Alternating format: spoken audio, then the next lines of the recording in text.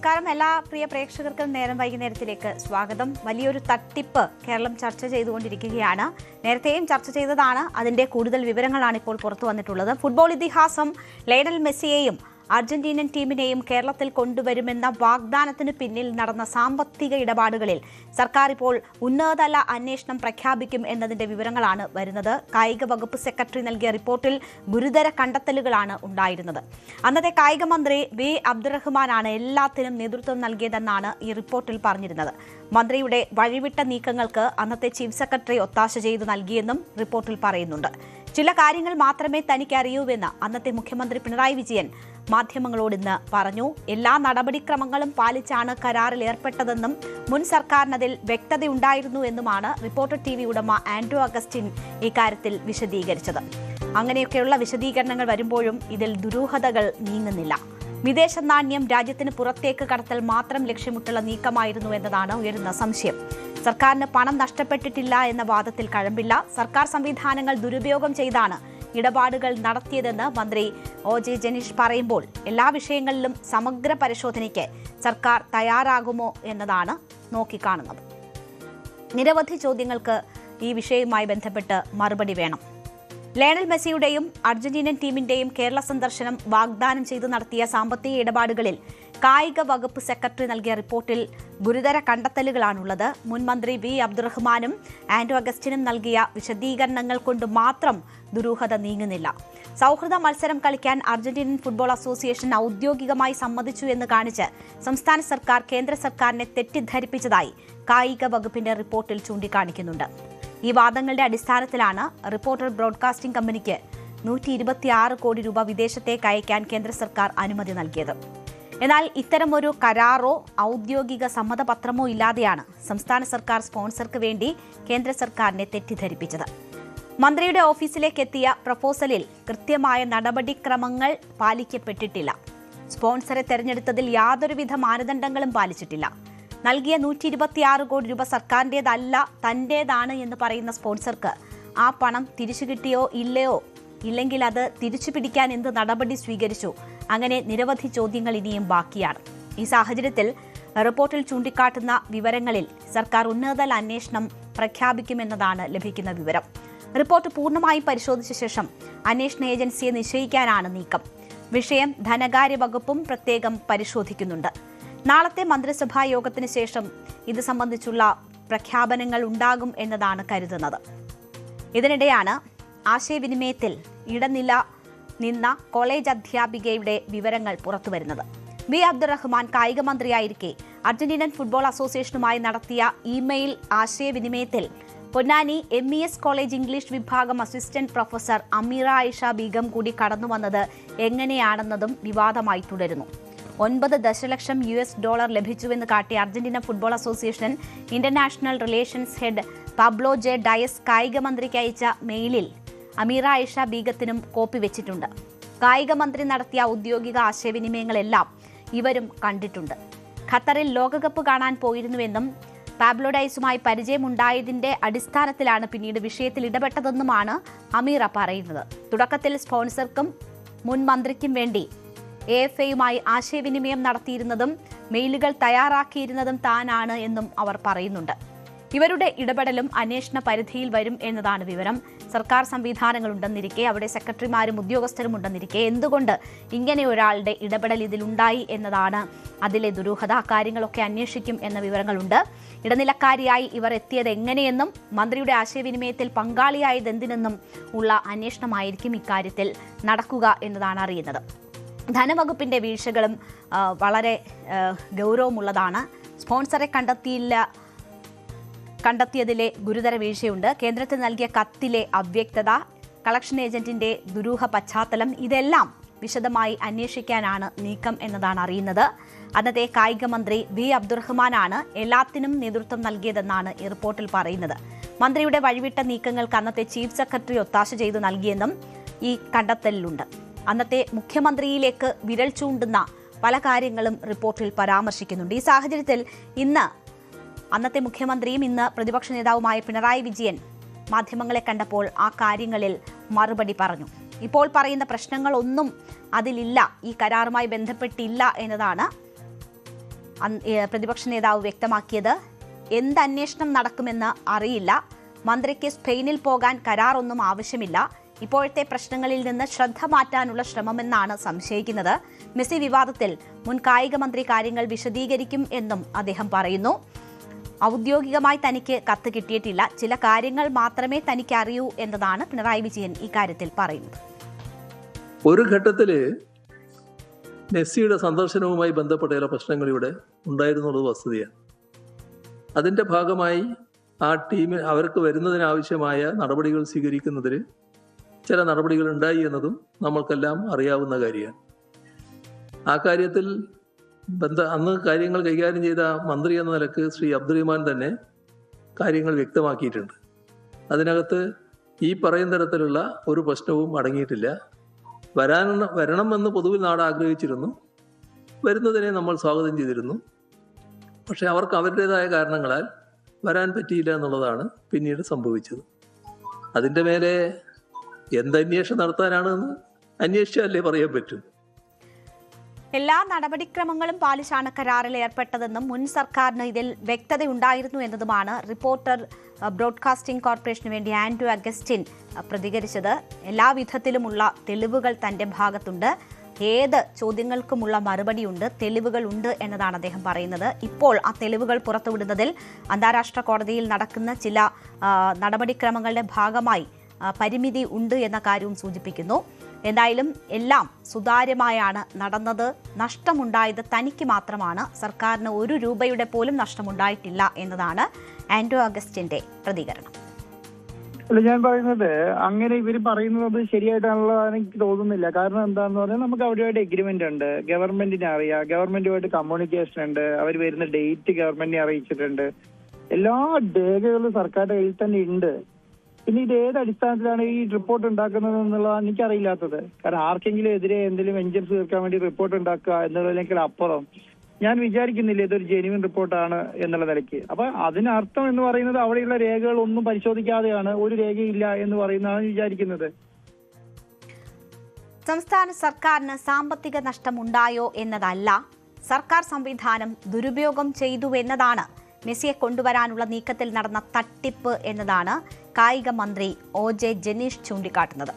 ദുരൂഹമായ പല ഇടപാടുകളും മുൻ കായിക വകുപ്പ് മന്ത്രി അബ്ദുറഹ്മാൻ നടത്തിയിട്ടുണ്ട് എന്നൊരു ആരോപണം കൂടി അദ്ദേഹം ഉന്നയിക്കുന്നുണ്ട്.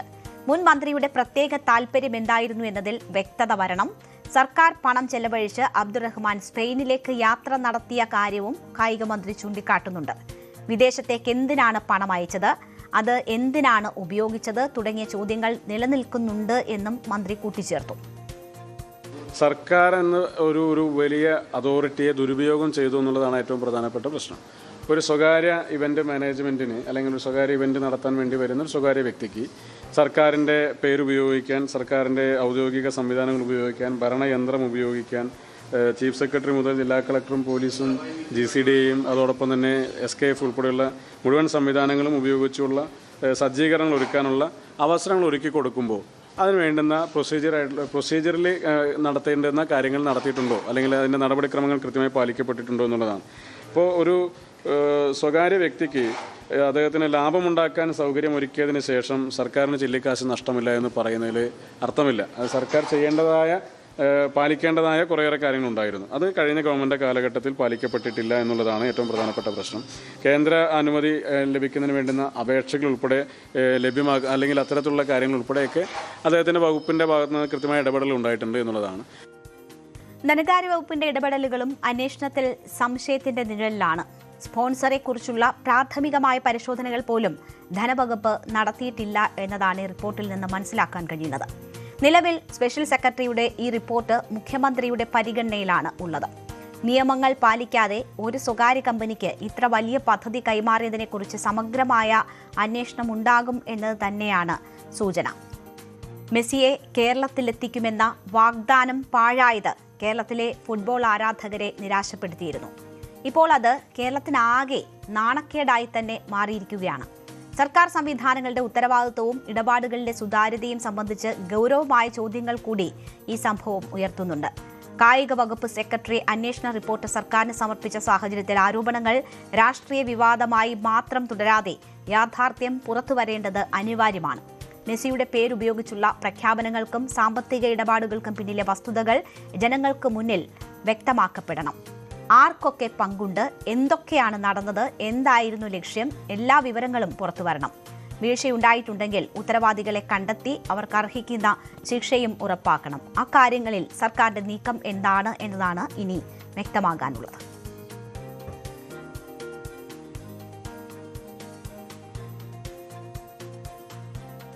സംസ്ഥാനത്ത് നല്ലൊരു പൊരിഞ്ഞ അടി നടക്കുകയാണിപ്പോൾ. മുൻമന്ത്രി KB ഗണേഷ് കുമാറും NSS ജനറൽ സെക്രട്ടറി സുകുമാരൻ നായരും തമ്മിലാണ് ആ പോര്. ഇത്തിൽക്കണ്ണി, ഏകാധിപതി, അഴിമതിക്കാരൻ, സ്വജനപക്ഷപാതി. സുകുമാരൻ നായർക്ക് ഗണേഷ് കുമാർ നൽകാത്ത വിശേഷണമില്ല. ഇന്നലെ ആയിരുന്നു, ഏതാണ്ട് ഈ നേരം വൈകുന്നേരത്തിന്റെ സമയത്ത് തന്നെയായിരുന്നു ഒരു പരിപാടിയിൽ പങ്കെടുത്തുകൊണ്ട് ഗണേഷ് കുമാർ ഈ ആരോപണങ്ങൾ ഉന്നയിക്കുന്നത്. ഇന്ന് സുകുമാരൻ നായർ ഇതിന് മറുപടിയുമായി എത്തി. മുഖ്യമന്ത്രി VD സതീശനെ വരെ വാക്കുകളിൽ ഒരു മയവും വരുത്താതെ വിമർശിക്കുന്ന സുകുമാരൻ നായർ പക്ഷേ ഇന്ന് ഗണേഷ് കുമാറിന് മറുപടി നൽകുമ്പോൾ വാക്കുകളിൽ അല്പം മിതത്വം പാലിച്ചിട്ടുണ്ട്. പത്തനാപുരം താലൂക്ക് യൂണിയൻ പിരിച്ചുവിട്ടതിനെ ചൊല്ലിയുണ്ടായ തർക്കത്തിൽ തുടങ്ങിയ പ്രശ്നങ്ങളാണ് ഇപ്പോൾ പരസ്യ വിഴുപ്പലക്കലിൽ എത്തി നിൽക്കുന്നത്. മന്നത്ത് ആചാര്യനും ശബരിമല അയ്യപ്പനും വേണ്ടി സമരം ചെയ്യുന്നത് അഭിമാനമാണ്. എന്നാൽ സുകുമാരൻ നായരെ പോലെയുള്ള ഇത്തിൽക്കണ്ണികൾക്ക് വേണ്ടി നായർ സമുദായാംഗങ്ങൾ തെരുവിലിറങ്ങുന്നത് ഈ സമുദായത്തിനും അതിന്റെ മന്നത്താചാര്യനും സഹിക്കാൻ കഴിയാത്ത കാര്യമാണ് എന്നതാണ് ഗണേഷ് കുമാർ പറഞ്ഞത്. NSS തലപ്പത്ത് മാറ്റം വരണമെന്ന സന്ദേശം ഗണേഷ് കുമാർ നൽകുമ്പോൾ അതിനെ സുകുമാരൻ നായർ എങ്ങനെ കൈകാര്യം ചെയ്യുമെന്നാണ് ഇനി അറിയേണ്ടത്. NSSനെതിരെ രൂക്ഷ വിമർശനമാണ് മുൻമന്ത്രി KB ഗണേഷ് കുമാർ ഇന്നലെ ഉയർത്തിയത്. ഇങ്ങനെയൊരു തരം താഴ്ന്ന നേതൃത്വം NSSന് വേണോ എന്ന് സമുദായം ചിന്തിക്കണം എന്നതാണ് ഗണേഷ് കുമാർ പറഞ്ഞത്. മന്നത്താചാര്യൻ ഉണ്ടാക്കിയെടുത്ത മഹാപ്രസ്ഥാനത്തിൽ ഇന്ന് ഏകാധിപത്യമാണ് നടക്കുന്നത്. തിരുവനന്തപുരം മന്നം ക്ലബിൽ വെച്ച് നടത്താനിരുന്ന നായർ സംരക്ഷണ സമിതിയുടെ ദേവദാരുവിലെ ഇത്തിൽക്കണ്ണികൾ എന്ന പുസ്തക പ്രകാശനത്തിലെ വേദി മാറ്റേണ്ടി വന്നിരുന്നു. NSSുമായി നിലനിൽക്കുന്ന ഭിന്നതയ്ക്കിടെ ഗണേഷ് കുമാർ പങ്കെടുക്കേണ്ടിയിരുന്ന പരിപാടിക്ക് NSS വേദി അനുവദിക്കാതിരുന്നു എന്നതാണ് റിപ്പോർട്ട്. അവരുടെ വിശദീകരണം പക്ഷേ മറിച്ചൊന്നാണ്. പിന്നാലെ പ്രസ് ക്ലബിലായിരുന്നു ഈ പരിപാടി നടന്നത്. ആ ചടങ്ങിലായിരുന്നു ഗണേഷ് കുമാർ അതിരൂക്ഷമായ വിമർശനം ഉന്നയിച്ചത്. ഇന്നലെ സംഘടന ജില്ല ഇത്തിൽക്കണ്ണികളുടെ പിടിയിലാണെന്നും തുറന്നടിച്ചു. 64 വർഷമായി പിതാവ് R Balakrishna Pillai NSS Pathanapuram taluk union president ആയിരുന്നുവെന്നും ജീവിച്ചിരുന്ന കാലം മുഴുവൻ R ബാലകൃഷ്ണപിള്ളയെ അപമാനിച്ചുവെന്നും ഗണേഷ് കുമാർ പറഞ്ഞു. ദേവദാരുവിലെ ഇത്തിൽക്കണ്ണികളെ സമൂഹം വെട്ടി ദൂരെ എറിയണം. ആജ്ഞാനുവർത്തിയും അവരുടെ ഇത്തിൽക്കണ്ണികളുമാണ് ഇന്ന് ദേവദാരുവിലുള്ളത്. മന്നത്താചാര്യന്റെ മരണാനന്തര ചടങ്ങുകളിൽ മകനെപ്പോലെ ചടങ്ങ് നടത്താൻ ഭാഗ്യം ലഭിച്ചയാളാണ് തന്റെ പിതാവ്. ഇത്തിൽക്കണ്ണികൾക്ക് വേണ്ടി നായർ സമുദായാംഗങ്ങൾ തെരുവിലിറങ്ങരുത്. മന്നത്താചാര്യന്റെ ആത്മാവിനത് ക്ഷമിക്കാനാകില്ല എന്നൊക്കെ ഗണേഷ് കുമാർ പറഞ്ഞിരുന്നു. മന്നത്താചാര്യനും ശബരിമല അയ്യപ്പനും വേണ്ടി സമരം ചെയ്യുന്നത് അഭിമാനമാണ്. എന്നാൽ ഇത്തരം ഇത്തിൽക്കണ്ണികൾക്ക് വേണ്ടി നായർ സമുദായാംഗങ്ങൾ തെരുവിലിറങ്ങുന്നത് സമുദായത്തിനും അതിന്റെ മന്നത്താചാര്യനും സഹിക്കാൻ കഴിയാത്ത കാര്യമാണ് എന്നും ഗണേഷ് ചൂണ്ടിക്കാട്ടി. NSSൽ നടക്കുന്ന ഏറ്റവും വലിയ അഴിമതി സ്വജനപക്ഷപാതമാണ് എന്നതാണ് ഇന്നലെ ഗണേഷ് കുമാർ വ്യക്തമാക്കാൻ ശ്രമിച്ച ഏറ്റവും പ്രധാനപ്പെട്ട കാര്യം. ഒരു കുടുംബത്തിൽ നിന്ന് 43 പേരെ നായർ സർവീസ് സൊസൈറ്റിയിൽ ജോലിക്ക് വെച്ചെന്നും ആർക്കും ഇരിക്കാനാകുന്ന കസേരയല്ല NSS എന്നുമൊക്കെ ഗണേഷ് കുമാർ പറഞ്ഞിരുന്നു. കനകസിംഹാസനത്തിൽ ഏത് ശുനകനും ഇരിക്കാം എന്ന് തോന്നിപ്പിക്കരുത് എന്നും അദ്ദേഹം അധിക്ഷേപിച്ചിരുന്നു. താൻ NSSന്റെ തെരഞ്ഞെടുത്ത അംഗമാണെന്നും ഓടിളക്കി വന്നതല്ല എന്നും ഗണേഷ് കുമാർ പറഞ്ഞു. നമ്മൾ ഒരു പദവിയിലിരിക്കുമ്പോൾ അതനുസരിച്ച് ചിന്തിക്കണം. ഒരാളൊരു ഉന്നത പദവിയിൽ, അതായത് മന്നത്ത് ആചാര്യൻ എന്ന കസേരയിൽ ഇരിക്കുമ്പോൾ അതനുസരിച്ച് ചിന്തിക്കണം. ആരിരുന്ന കസേര എന്ന് വളരെ പ്രധാനപ്പെട്ട കാര്യമാണ്. ആർക്കും ഇരിക്കാവുന്ന കസേരയല്ല. ആർക്കും ഇരിക്കാവുന്ന തോന്നിയിട്ടുണ്ട്, ഇപ്പം തോന്നുന്നുണ്ട് നമുക്ക്. ഏത് കനകസിംഹാസനത്തിൽ ഏത് ശുനകനും കയറിയിരിക്കാം എന്ന് നമുക്ക് തോന്നുന്ന തരത്തിൽ പെരുമാറരുത്. കാരണം കനകസിംഹാസനമാണ് എന്നുള്ള ഓർമ്മയെങ്കിലും വേണം. ശുനകനാണെന്നുള്ള ഓർമ്മയില്ലെങ്കിലും കനകസിംഹാസനമാണ് എന്നുള്ള ഓർമ്മ എല്ലാവർക്കും നല്ലതാണ്. എല്ലാ മനുഷ്യരും നല്ലതാണ്. ഞാനായാലും നിങ്ങളായാലും എല്ലാവർക്കും അത് നല്ല. ഇരിക്കുന്നത് കനകസിംഹാസനത്തിലാണ്. ഇന്നലെ ഗണേഷ് കുമാർ പറഞ്ഞ പല കാര്യങ്ങളും സമൂഹ മാധ്യമങ്ങളിലൊക്കെ വലിയ വൈറലാണ്. പലരും ഇതിങ്ങനെ പ്രചരിപ്പിച്ചുകൊണ്ടാണ് ഇരിക്കുന്നത്. ഇമിറ്റേറ്റ് ചെയ്തൊക്കെ പല കാര്യങ്ങളും ഇന്നലെ ഗണേഷ് കുമാർ പറഞ്ഞിരുന്നു.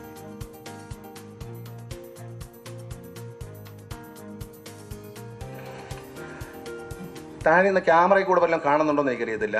ചെല്ലുമ്പോൾ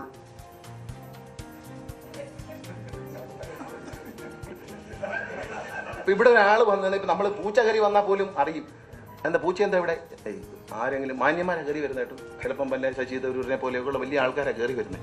വന്നാൽ ആദ്യം കുനിഞ്ഞിരിക്കും. അപ്പം നമ്മളായിരിക്കും തറയിലാണ്ട് കളഞ്ഞു പോയി. മേശയുടെ അടിയിൽ എന്തോ ഒരു സാധനം പോയതുപോലൊരു അഭിനയമുണ്ട്. ഇത് ഞാൻ പോയി കണ്ടിട്ടുള്ളവർക്കറിയാം, ഞാൻ വെറുതെ പറയുന്നതല്ല. പോയി കണ്ട പിന്നെ തലയുറയും, പേനിൻ്റെ അസുഖം. പിന്നെ അങ്ങോട്ട് നോക്കത്തില്ല കേട്ടോ, ഇവിടെ നിൽക്കുന്ന മാന്യനെ നോക്കത്തില്ല. അപ്പം ഇരിക്കരുത് അയാൾ. എനിക്കുള്ള കുഴപ്പം ഞാൻ ഇരുന്ന് കളയും. കാരണം ആരെ മോന ഇരിക്കും, ഞാനിരിക്കും. അപ്പം പിന്നെ അവിടെ ഇവിടേക്ക് നോക്കും, മുഖത്ത് നോക്കും, പക്ഷെ ഒരു എക്സ്പ്രഷനും ഇല്ല കേട്ടോ. അങ്ങനെ ഇരിക്കാൻ ലോകത്ത് ആരെ കൊണ്ടും പറ്റത്തില്ല. കാരണം മുഖത്ത് നോക്കിയപ്പോൾ ശ്രീ ശശി തരൂർ അവിടെ നിൽക്കുക. ഉദാഹരണമാണേ,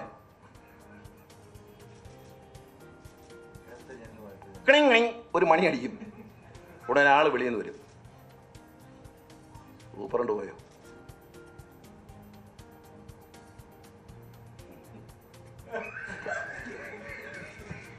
ഏഴ് മണിയായി. ഏത് താലൂക്ക് യൂണിയനാണ് പിരിച്ചുവിടാൻ പറ്റുന്നത്? രാത്രി സന്ധ്യയ്ക്ക് 7 മണിക്കാണ് പിരിച്ചുവിടുന്നത് കേട്ടോ. 7 മണി 8 മണി 12 മണിക്കൊക്കെയാണ് താലൂക്ക് യൂണിയൻ പിരിച്ചുവിടുന്നത് രാത്രി. ഇത് തന്നെ പരിപാടി. എന്നാൽ ഇരിക്കാൻ പറയൂ, ചായ കൊടുക്കാൻ പറയും. പിന്നെ കുറച്ചു നേരം കഴിയാൻ പറയും ചായ കൊടു. അവിടെ പോയാൽ പിന്നെ പോകരുതെന്നേ തോന്നുള്ളൂ. പോയിട്ടുള്ളവർക്കറിയാം, ഞാൻ വെറുതെ പറയുന്നതല്ല. മന്നത്ത് ആചാര്യൻ്റെ കൊച്ചുമക്കളൊന്നും പോയി കാണത്തില്ല. കാരണം നാണം കിടണ്ടെന്ന് വിചാരിച്ച് പോകാറില്ല. കാരണം അത് സത്യമല്ലേ. എന്തായാലും താനൊരു നല്ല അഭിനേതാവാണ് എന്ന് കൂടി തെളിയിച്ചുകൊണ്ടാണ് ഇന്നലെ സുകുമാരൻ നായർക്കെതിരെയുള്ള വിമർശനങ്ങൾ ആ ചടങ്ങിൽ ഗണേഷ് കുമാർ നടത്തിയത്. അത് അഭിനയിച്ച് കാണിക്കുന്നതാണ് നമ്മൾ കണ്ടത്. അപ്പോൾ ഈ രീതിയിൽ അതിരൂക്ഷമായ വിമർശനമാണ് സുകുമാരൻ നായർക്കെതിരെ ഇന്നലെ ഗണേഷ് കുമാർ നടത്തിയത്. കെ.ബി. ഗണേഷ് കുമാറിന്റെ ഈ ആരോപണങ്ങൾക്ക് മറുപടിയുമായി ഇന്ന് NSS general secretary Sukumaran Nair വന്നു. എതിരാളികളെ കടന്നാക്രമിക്കുന്ന ശൈലിയാണ് യഥാർത്ഥത്തിൽ സുകുമാരൻ നായർക്കുള്ളത്. എന്നാൽ ആ പതിവ് ശൈലി ഒഴിവാക്കിക്കൊണ്ട് ഗണേഷിന്റെ ആരോപണങ്ങളിൽ മയപ്പെടുത്തിയായിരുന്നു ഇന്ന് സുകുമാരൻ നായരുടെ മറുപടികൾ. തന്റെ ഭാഗത്ത് വീഴ്ചയുണ്ടായിട്ടില്ല എന്നും അഴിമതി ഉണ്ടെങ്കിൽ കേസ് കൊടുക്കട്ടെ എന്നുമായിരുന്നു പ്രതികരണം. എല്ലാ സ്ഥാനങ്ങളും നഷ്ടപ്പെട്ട ശേഷമാണ് ഗണേഷ് കുമാറിന്റെ ആരോപണങ്ങളെന്നും ജനാധിപത്യം ഇല്ലെന്ന് പറയുന്നവർക്ക് കേസ് കൊടുക്കാമെന്നും NSS ജനറൽ സെക്രട്ടറി പറയുകയാണ്. അയാളുടെ മറ്റു കാര്യങ്ങളെക്കുറിച്ച് താൻ പ്രതികരിക്കാനില്ല എന്ന് പറയുന്നു. ബന്ധു നിയമനങ്ങളെക്കുറിച്ചുള്ള ആക്ഷേപങ്ങൾക്ക് കേരളത്തിലുള്ള നായന്മാർ എല്ലാം തന്റെ ബന്ധുക്കളാണ് എന്നതാണ് G. സുകുമാരൻ നായർ മറുപടി നൽകിയത്. കീഴ്വഴക്കങ്ങൾ അനുസരിച്ച് മാത്രമാണ് NSSൽ നിയമനങ്ങൾ നടത്തുന്നതെന്ന് അദ്ദേഹം പറയുന്നു. ഒപ്പം ഒരു കാര്യം കൂടി ചൂണ്ടിക്കാട്ടുന്നുണ്ട്. ഗണേഷ് കുമാർ എന്ന് പറയുന്നയാൾ അദ്ദേഹത്തിന്റെ അച്ഛനെ വരെ പറ്റിയ ആക്ഷേപം പറഞ്ഞിട്ടുണ്ടല്ലോ എന്നതാണ് സുകുമാരൻ നായർ പറയുന്നത്. തന്നെ അനുകരിച്ച് കാണിച്ചത് കലാസാമർഥ്യമാണ് എന്നതും പറയുന്നു സുകുമാരൻ നായർ. കേസ് കൊടുക്കട്ടെ. ജനാധിപത്യം ഇല്ലാത്തടത്ത് അതിനെതിരെ ആക്ഷേപമുള്ളവർക്ക് കേസ് കൊടുക്കാം, അവർ കൊടുക്കട്ടെ. അയാളുടെ അതിനൊന്നും മറുപടി പറയാൻ ഞാനില്ല. ജനാധിപത്യം ഇല്ല എന്ന് നിങ്ങൾ പറഞ്ഞതുകൊണ്ട്, അയാൾ പറഞ്ഞുകൊണ്ട് ഞാൻ മറുപടി പറഞ്ഞ ആർക്കും അത് ഇപ്പം ആരെല്ലാം പറഞ്ഞു. അങ്ങേരുടെ അച്ഛനെ പറ്റി ആര് പറഞ്ഞിട്ടില്ലേ? അങ്ങേര് തന്നെ അങ്ങേരുടെ അച്ഛനെ പറ്റി വ്യക്തിപരമായ ആക്ഷേപങ്ങൾ പറഞ്ഞിട്ടില്ലേ? ഇല്ലേ? ആ അച്ഛൻ മകനോട് പറഞ്ഞു, നീ NSS ജനറൽ സെക്രട്ടറിയും NSSനെയും സ്നേഹിച്ചു വേണം ജീവിക്കാൻ എന്ന് അച്ഛൻ എനിക്ക് ഒരു ഉപദേശം തന്നിട്ടുണ്ട്. ഞാൻ അതനുസരിച്ച് ചെയ്യും എന്ന് പറഞ്ഞിട്ട് എത്ര ദിവസമായി? ഈ എളുപ്പം പറഞ്ഞല്ലേ. ഇപ്പോൾ കുറേ കൂട്ടർ NSSനെ ഇല്ലാതാക്കാൻ വേണ്ടി കേസുമായി നടക്കുന്നുണ്ട്. അത് കീഴ്ക്കോടതിയിലും ഹൈക്കോടതിയിലും സുപ്രീം കോടതിയിലും ഇല്ല. അവരുടെ ഒരു വാലായിട്ടാണ് ഇയാളിപ്പം സംസാരിക്കുന്നത്. എന്നെ ഞാൻ 64 വർഷമായി ഇതിനകത്ത് കയറിയിട്ട് ഒരുത്തം വിചാരിച്ചാലും എനിക്കെതിരെ ഗൂഢാലോചന വെക്കാൻ പറ്റിയ തെറ്റൊന്നും എൻ്റെ ഭാഗത്തുനിന്നും ഉണ്ടായിട്ടില്ല. മന്നം സമാധി എല്ലാവർക്കുമായി തുറക്കണമെന്നാവശ്യപ്പെട്ട് വൈക്കത്ത് നിന്ന് പെരുന്നയിലേക്ക് മാർച്ച് നടത്തുമെന്ന് ഗണേഷ് കുമാർ ഇന്നലെ പറഞ്ഞിരുന്നു. ഗണേഷിന്റെ ഈ പ്രസ്താവനയോടുള്ള പ്രതികരണം ഇതായിരുന്നു. വൈസ് പ്രസിഡന്റ് പുഷ്പാർച്ചനയ്ക്ക് വന്നപ്പം വൈസ് പ്രസിഡന്റിനെ പുഷ്പാർച്ചനടുത്താണ് പട്ടിയെ കയറ്റി അവിടെ പരിശോധിക്കണം. ഞങ്ങൾ ഈശ്വര തുല്യം ആരാധിക്കുന്ന ഒരു ക്ഷേത്രമാണ്. അതിനകത്ത് പട്ടിയെ കയറിയിട്ട് ആരും അവിടെ അദ്ദേഹത്തെ ആദരിക്കേണ്ടെന്ന് പറഞ്ഞു. അത് ഞാൻ പറയേണ്ട എൻ്റെ കടമയാണ്. NSS പിടിച്ചെടുക്കാൻ മുൻപും പലരും ശ്രമിച്ചിട്ടുണ്ടെന്നും സുകുമാരൻ നായർ പറയുന്നുണ്ട്. NSSനെ ഇല്ലാതാക്കാൻ ശ്രമിക്കുന്ന ഒരു കൂട്ടരുടെ വാലായാണ് ഇപ്പോൾ ഗണേഷ് കുമാർ പ്രവർത്തിക്കുന്നത് എന്നതാണ് സുകുമാരൻ നായർ ആരോപിക്കുന്നത്. ഇവരെ എല്ലാം സംഘടിപ്പിച്ച് തനിക്കെതിരെ ഗൂഢാലോചന നടത്താമെന്ന് കരുതിയാൽ അത് നടക്കില്ല എന്നും ഗണേഷിനോട് സുകുമാരൻ നായർ പറയുന്നു. അങ്ങനെ ഒരു നീക്കത്തിന് വഴങ്ങുന്ന തരത്തിലുള്ള യാതൊരു തെറ്റും താൻ ചെയ്തിട്ടില്ല എന്നതാണ് സുകുമാരൻ നായർ പറയുന്നത്. മന്നം സമാധിയിൽ ആർക്കും പ്രവേശനം നിഷേധിച്ചിട്ടില്ല എന്നും ഈശ്വര തുല്യമായി ആരാധിക്കുന്ന ക്ഷേത്ര തുല്യമായി ആരാധിക്കുന്ന സമാധി സ്ഥലത്ത് പട്ടിയെ കയറ്റാൻ കഴിയില്ല എന്ന് മാത്രമാണ് പറഞ്ഞതെന്നുമാണ് സുകുമാരൻ നായരുടെ ആ കാര്യങ്ങളിലുള്ള വിശദീകരണം. മന്നം സമാധിയിലെ പ്രവേശനവുമായി ബന്ധപ്പെട്ട് വലിയ വിവാദങ്ങൾ നേരത്തെ ഉയർന്നിരുന്നു. ഉപരാഷ്ട്രപതി CP രാധാകൃഷ്ണന് പുഷ്പാർച്ചനയ്ക്ക് അനുമതി നിഷേധിച്ചതാണ് പ്രധാന വിവാദത്തിന് തുടക്കം. സുരക്ഷാ പരിശോധനയ്ക്കായി ഡോഗ് സ്ക്വാഡിനെ സമാധി മണ്ഡപത്തിൽ പ്രവേശിപ്പിക്കാൻ കഴിയില്ലെന്നായിരുന്നു NSS ജനറൽ സെക്രട്ടറി സുകുമാരൻ നായരുടെ അതിലെ നിലപാട്. കേന്ദ്രമന്ത്രി സുരേഷ് ഗോപിയും ഉപരാഷ്ട്രപതിയും NSS നേതൃത്വത്തെ വിമർശിച്ച് രംഗത്ത് വന്നിരുന്നു. എന്നാൽ മന്നം സമാധിയിൽ ആർക്കും പ്രവേശനം നിഷേധിച്ചിട്ടില്ല എന്നും വിമർശനം ഉന്നയിക്കുന്നവർക്ക് രാഷ്ട്രീയ ലക്ഷ്യമെന്നുമാണ് സുകുമാരൻ നായർ മറുപടി നൽകുന്നത്. ഇപ്പോൾ ഗണേഷിന്റെ വിഷയത്തിലും NSS പിടിച്ചടക്കാൻ നടക്കുന്നവരുടെ വാലാണ് ഗണേഷ് എന്ന ആരോപണം ഉന്നയിക്കുന്നുണ്ട്. അധികാരം പിടിക്കാനുള്ള ഏറ്റുമുട്ടൽ ഇനി എങ്ങോട്ട് നീങ്ങും എന്നതാണ് കേരളം ഉറ്റുനോക്കുന്നത്. എന്തായാലും ഗണേഷ് കുമാർ രണ്ടും കൽപ്പിച്ചാണ് ഈ വിഷയത്തിൽ എന്ന കാര്യം ഇന്നലെ വ്യക്തമാക്കിയിട്ടുണ്ട്. അതിനോട് മയപ്പെട്ടാണ് ഇന്ന് സുകുമാരൻ നായർ പറയുന്നത്. ചില കാര്യങ്ങൾ പുറത്തുവിടാനുണ്ട് എന്നൊരു ഭീഷണി ഗണേഷ് കുമാർ ഇന്നലെ ഉയർത്തുമ്പോഴാണ് ഇന്ന് മയപ്പെട്ടുകൊണ്ടുള്ള NSS ജനറൽ സെക്രട്ടറിയുടെ മറുപടി. എങ്ങനെ ഇനി കരുക്കൾ നീക്കുന്നു എന്നതാണ് അറിയേണ്ടത്. ഒരിടവേളയ്ക്ക് ശേഷം മറ്റു ഫോക്കസ് വാർത്തകളിലേക്ക് എത്താം.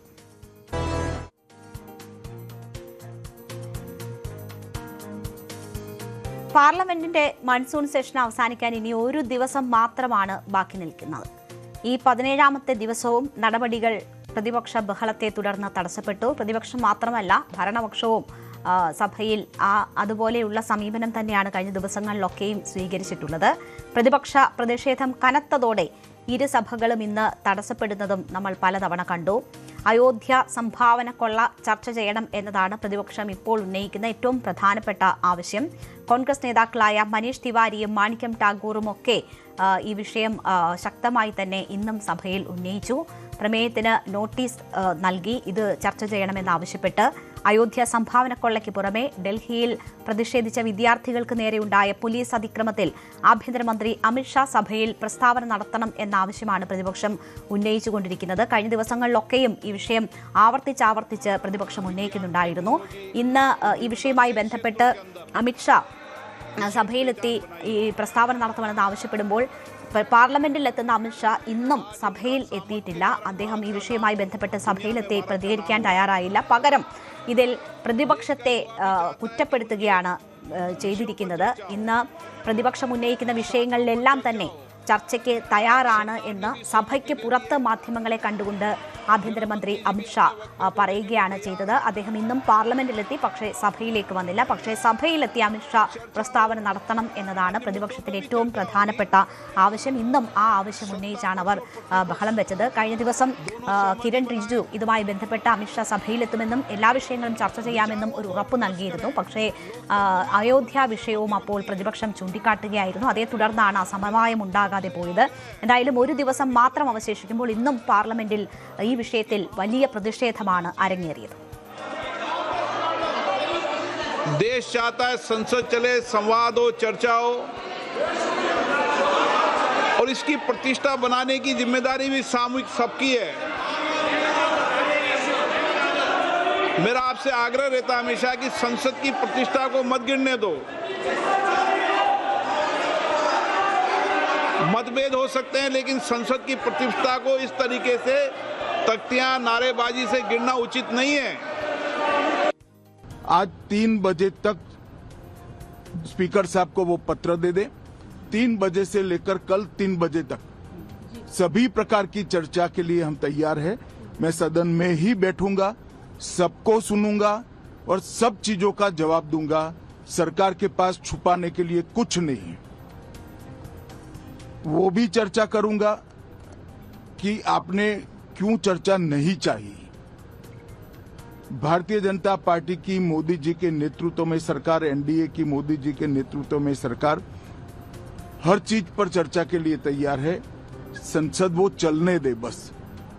आज मैं चैनलों के माध्यम से इन विपक्ष को कहना चाहता हूं कि आप एक पत्र 2 बजे तक लिखकर दे दीजिए स्पीकर साहब को।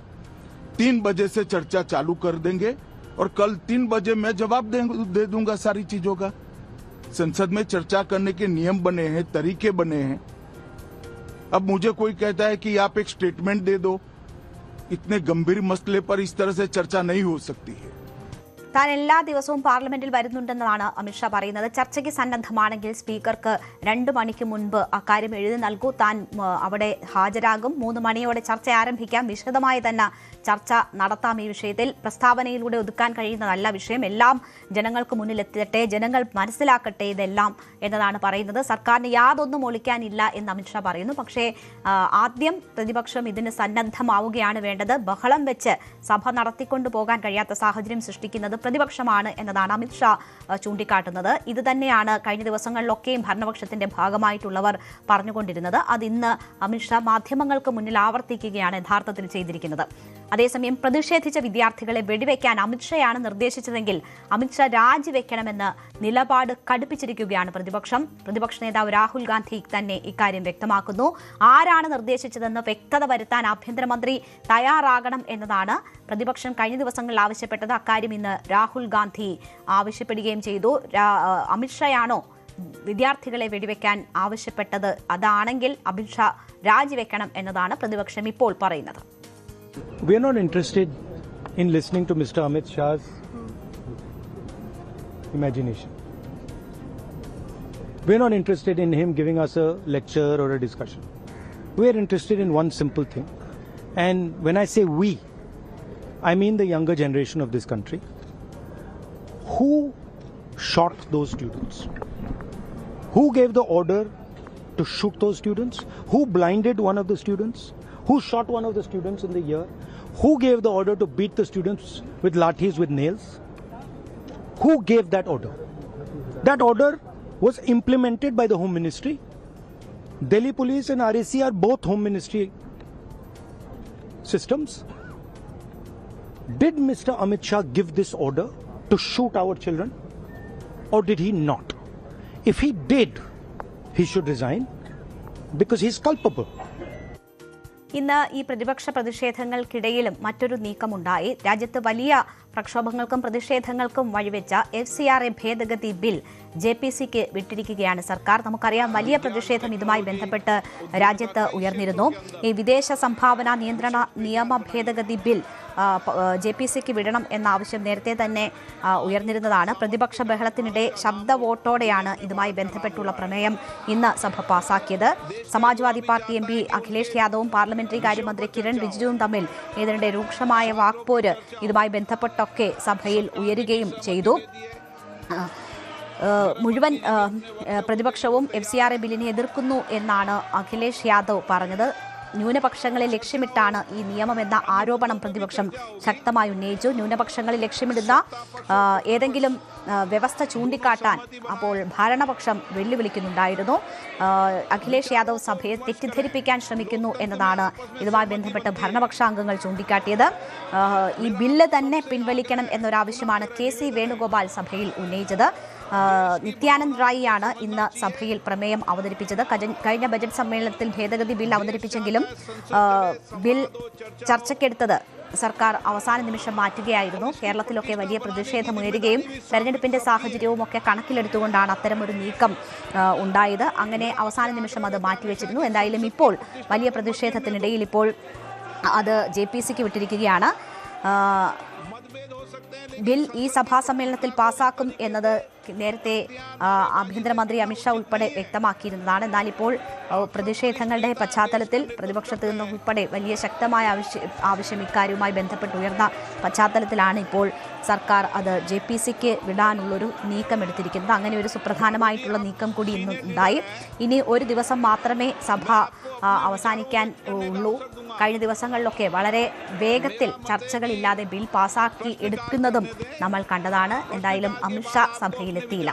അതിനിടയിൽ തന്നെ ഇന്ന് വലിയൊരു പ്രതിഷേധവും നാടകീയ രംഗവും ഒക്കെ രാജ്യസഭയിലുമുണ്ടായി. രാജ്യസഭയിൽ BJP MP സുഷ്മിത ദേവ് തനിക്കെതിരെ നടത്തിയ ലുങ്കി വാല എന്ന പരാമർശത്തിനെതിരെ CPM MP ജോൺ ബ്രിട്ടാസ് അവകാശ ലംഘനത്തിന് നോട്ടീസ് നൽകി. അദ്ദേഹം സഭയിൽ അതിനെതിരെ രംഗത്ത് വരുന്നത് നമ്മൾ കണ്ടു. തനിക്കെതിരെ നടത്തിയ പരാമർശം തികച്ചും അധിക്ഷേപകരവും ഒരു പാർലമെന്റ് അംഗത്തിന് യോജിക്കാത്തതാണ് എന്നും ചൂണ്ടിക്കാട്ടിക്കൊണ്ടാണ് അവകാശ ലംഘനത്തിന് ജോൺ ബ്രിട്ടാസ് നോട്ടീസ് നൽകിയത്. ഈ വിഷയത്തിൽ ശക്തമായ പ്രതിഷേധമാണ് ബ്രിട്ടാസ് സഭയിൽ ഉയർത്തിയത്. രാജ്യസഭാ അധ്യക്ഷൻ CP രാധാകൃഷ്ണനാണ് അവകാശ ലംഘന നോട്ടീസ് നൽകിയത്. മലയാളി എന്ന നിലയിൽ ഓരോ നിമിഷവും അഭിമാനത്തോടെയാണ് ജീവിക്കുന്നതെന്ന് ജോൺ ബ്രിട്ടാസ് പറഞ്ഞു. അപമാനിച്ച അംഗം തന്നെ നിരന്തരം ശല്യപ്പെടുത്തിയെന്നും ലുങ്കിവാല എന്ന് നിരന്തരം വിളിച്ച് പരിഹസിച്ചുവെന്നും ജോൺ ബ്രിട്ടാസ് സഭയിൽ പറഞ്ഞു. കഴിഞ്ഞ ദിവസം ഇൻകം ടാക്സ് ഭേദഗതി ഓർഡിനൻസുമായി ബന്ധപ്പെട്ട ചർച്ചയിൽ ജോൺ ബ്രിട്ടാസ് സംസാരിക്കുമ്പോഴായിരുന്നു വിവാദ പരാമർശമുണ്ടായത്. ബ്രിട്ടാസിന്റെ തൊട്ടു പിന്നിലെ സീറ്റിലിരുന്ന സുഷ്മിത ദേവ് അദ്ദേഹത്തെ ആവർത്തിച്ച് ലുങ്കിവാല എന്ന് വിളിച്ച് ആക്ഷേപിച്ചു. ഇതാണ് ഈ പരാതിയിൽ പറയുന്നത്. ഇതിനെതിരെയാണ് സഭയിലും ഇന്ന് ബ്രിട്ടാസ് രംഗത്ത് വന്നത്. ഇത് അബദ്ധത്തിൽ പറഞ്ഞുപോയതല്ല എന്നും ദക്ഷിണേന്ത്യക്കാർക്കെതിരായ ബോധപൂർവമായ അധിക്ഷേപമാണ് എന്നതുമാണ് ബ്രിട്ടാസ് ആരോപിക്കുന്നത്. Sir, please take your seat. I'm coming back, please. I'm coming back. Sir, the verbal duel is okay. We fight each other. But she repeatedly called me Lungi Wala, Lungi Wala. Every honorable member is equal. We are all equal Indians. Please take your seat. This bin. After hearing it, if you have any objection, you can raise it afterwards. No, you please take your seat. Let the minister answer to it. Then you can have. Yes, sir. If there is anything which is objectionable or which is unbecoming of the character of the nation or the dignity of the house, I would like to request Honorable Chairman to call the member to your chamber and listen to what happened, because I have not witness to whatever Honorable Member John nobody is witness. എന്തായാലും ഈ പരാമർശം അത് സഭയിൽ ബ്രിട്ടാസ് ഉയർത്തിയതിനെ തുടർന്ന് പിന്നീട് ഭരണ പ്രതിപക്ഷ അംഗങ്ങൾ തമ്മിൽ രൂക്ഷമായ വാഗ്വാദവും ബഹളവുമൊക്കെയാണ് സഭയിൽ ഉണ്ടായത്. സഭാ നടപടികൾ അങ്ങനെ തടസ്സപ്പെടുന്നൊരു സാഹചര്യമുണ്ടായി. അധ്യക്ഷന്റെ ഇടപെടൽ ഈ വിഷയവുമായി ബന്ധപ്പെട്ടുണ്ടായി. ഒപ്പം അധ്യക്ഷന്റെ ഒരു ഇടപെടലും വളരെ ശ്രദ്ധേയമായി. സഹപ്രവർത്തകരുടെ വികാരങ്ങളെ വ്രണപ്പെടുത്തുന്ന രീതിയിൽ സംസാരിക്കരുത് എന്ന അധ്യക്ഷൻ അംഗങ്ങൾക്ക് നിർദ്ദേശം നൽകി. നേരത്തെ അമിത്ഷാ സഭയിൽ എത്തുന്നതുമായി ബന്ധപ്പെട്ടുള്ള പ്രതിപക്ഷത്തിന്റെ ആവശ്യം, അത് അവരുടെ പ്രതിഷേധം ആവർത്തിച്ച് വന്നപ്പോൾ കിരൺ റിജിജുവിനോട് അദ്ദേഹം സഭയിലെത്താൻ ആവശ്യപ്പെടുന്നതുമായി ബന്ധപ്പെട്ട് ഒരു നിർദ്ദേശം നൽകിയിരുന്നു. പ്രതിപക്ഷ ആവശ്യം ശ്രദ്ധയിൽപ്പെടുത്തിയിരുന്നു. അത് ചർച്ചയായതുപോലെ തന്നെ ഇന്ന് ഈ വിഷയങ്ങളിൽ ഇടപെട്ട് അധ്യക്ഷൻ നടത്തിയ പരാമർശങ്ങളും ശ്രദ്ധേയമായി. ഇന്ത്യയുടെ സംസ്കാരം വൈവിധ്യമാർന്ന പ്രാദേശിക സ്വത്വങ്ങളെയും പാരമ്പര്യങ്ങളെയും ഉൾക്കൊള്ളുന്നതാണ് എന്നതാണ് അദ്ദേഹം ഓർമ്മിപ്പിച്ചത്. ബഹളത്തെ തുടർന്ന് സഭ തടസ്സപ്പെടുകയും നിർത്തിവെക്കുകയും ചെയ്യേണ്ടി വന്നു. പിന്നീട് എല്ലാ സംസ്ഥാനങ്ങളിലെയും വസ്ത്രധാരണ രീതിയെ തങ്ങൾ ബഹുമാനിക്കുന്നുണ്ട് എന്ന് കേന്ദ്രമന്ത്രി JP നദ്ദ തന്നെ സഭയിൽ വ്യക്തമാക്കി. തങ്ങൾ ഇതിനെ ലുങ്കി എന്നല്ല ധോത്തി എന്നാണ് വിളിക്കുന്നതെന്നും ഇത്തരം പ്രസ്താവനകളെ പിന്തുണയ്ക്കുന്നില്ല എന്നും JP നദ്ദ പറഞ്ഞു. എന്തായാലും സുഷ്മിത ദേവിന് പറയാനുള്ള കാര്യങ്ങൾ കൂടി സഭാരേഖകളിൽ ഉൾപ്പെടുത്തണം എന്ന ഒരു ആവശ്യമാണ് BJP ഇതുമായി ബന്ധപ്പെട്ട് വെച്ചത്. എന്തായാലും ദക്ഷിണേന്ത്യയിലെ ജനങ്ങളെ ആകെ അപമാനിക്കുന്നതാണ് ഈ പ്രയോഗം എന്നതാണ് ജോൺ ബ്രിട്ടാസ് സഭയിൽ ചൂണ്ടിക്കാട്ടാൻ ശ്രമിച്ചത്. നമുക്കറിയാം ആ രീതിയിലൊക്കെയുള്ള ഒരു വേർതിരിവ് രാജ്യത്ത് നിലനിൽക്കുന്നു എന്നൊക്കെ പറയുമ്പോഴാണ് BJP അംഗത്തിൻ്റെ ഭാഗത്തുനിന്ന് അത്തരമൊരു പരാമർശമുണ്ടായത്. വളരെ ഗൗരവത്തോടു കൂടി തന്നെ സഭയിൽ ജോൺ ബ്രിട്ടാസ് MP ഉന്നയിക്കുന്നത്. അത് അവകാശ ലംഘനത്തിന് അതുമായി ബന്ധപ്പെട്ട് നോട്ടീസ് കൊടുത്തിരിക്കുന്നത്. എന്തായാലും അതിൽ വളരെ നാടകീയ രംഗങ്ങളാണ് ഇന്ന് സഭയിൽ ഉണ്ടായത്.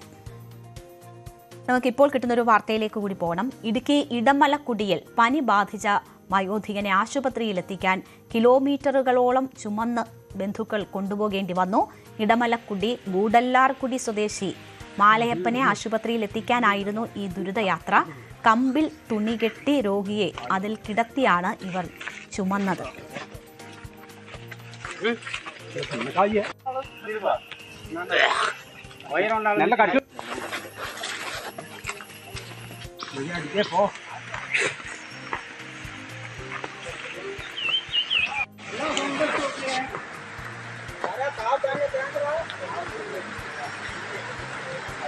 ഇടമലക്കുടിയിൽ പനി ബാധിച്ച വയോധികനെ ബന്ധുക്കൾ തുണികെട്ടി അതിൽ കൊണ്ടുപോകുന്നതിന്റെ ദൃശ്യങ്ങളാണ് നമ്മൾ കാണുന്നത്. പ്രിൻസ് ജെയിംസ് ഇതിന്റെ വിവരങ്ങളുമായി ചേരുന്നു. പ്രിൻസ്, നമ്മൾ ഉത്തരേന്ത്യൻ സംസ്ഥാനങ്ങളിലൊക്കെ ഇത്തരം കാഴ്ചകൾ കണ്ടിട്ടുണ്ട്.